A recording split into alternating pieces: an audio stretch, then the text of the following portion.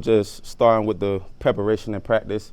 We was preaching, to get our hands on the ball, to try to get some more turnovers, to cause more havoc. We knew it was going to be a rainy game, so we knew we could have a better chance to cause turnovers and stuff like that. We did just that, believing in the preparation. Everybody did. They 1 and 11 from D-line on back to the secondary, and we was able to capitalize every chance we got.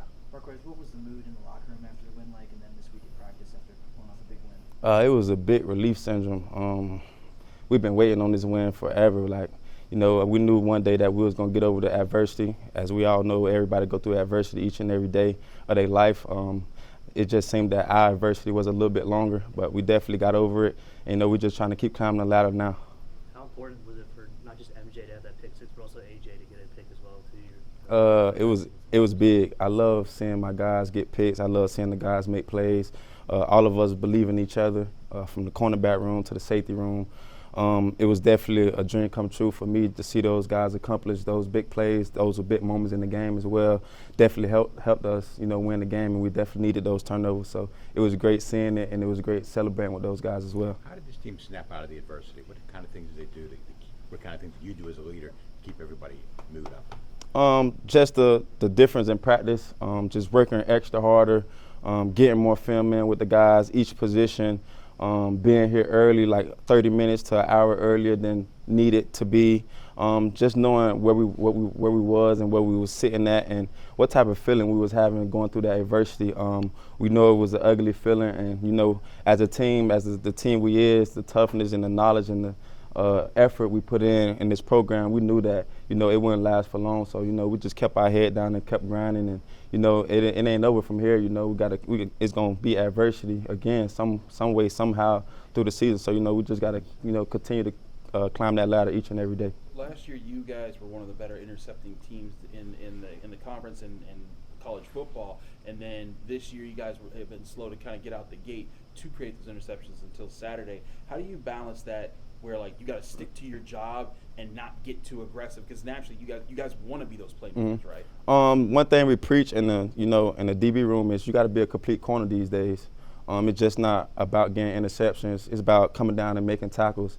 It's about setting the edge for your linebackers, setting the edge for your safeties. It's a team sport, so it ain't just about intercepting the ball.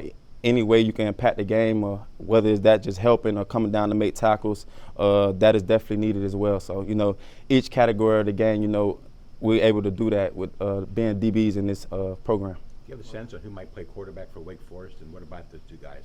What do you like about them? Honestly, that's up to Coach Narduzzi and those guys, how they prepare on that side of the ball. I know whoever run out there, we'll be ready and we'll be prepared.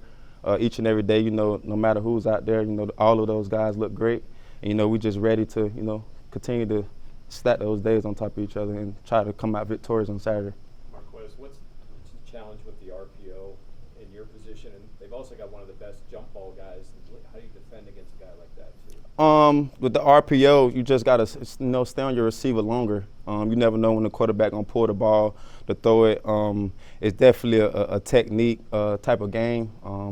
Stay in your technique, learn everything that you did in the classroom, take it out on the field. We got the great coaches, the best coaches in the country at adjusting and what we do as scheme-wise on defense. So, we'll adapt. We will adapt to it, and whatever they do, we'll be ready.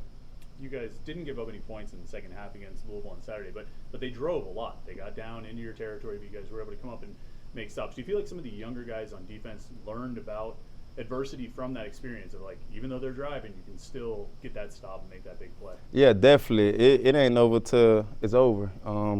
You want to finish drives. That's what Coach Bates and all the coaches preach on our side of the ball. Coach Doozy as well. Just fighting each and every play. The game is a game of inches. So any part of the field you could turn around. You could get a turnover on the 1 yard line. So you never know. You just got to play your heart out. And, try to cause turnovers, try to cause havoc to try to stop the drive, settle the players down as well, and, try to get the offense back on the field quick as possible. You were part of a team a couple of years ago that faced Wake Forest when they had the best RPO offense in the country, and they were extremely dangerous with how they used it. And you guys, I felt like that year, you guys grew through the times you faced other teams that did it and then put a really great showing in there. But this is a team that doesn't have a whole bunch of guys from that team anymore. Guys have moved on. How have you and other veterans who were part of that team tried to impart that wisdom to you guys? Like, hey, this is how we're gonna have to play against this team.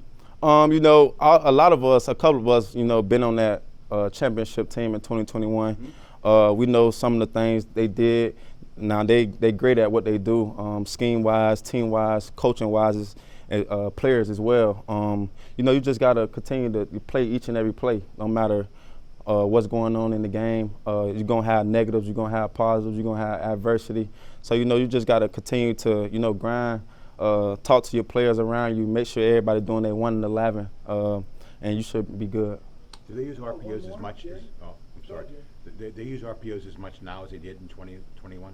Or more? Yeah, they do. But you know, as you know, each and every week, you got to adapt. You never know what a team gonna do. I'm sure if they ran a lot of RPOs against us 2021, you know, they'll come back and try to do it again and switch it up a little bit more.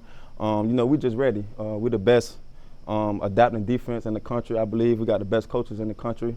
You know, so we just preparing each and every day and getting ready.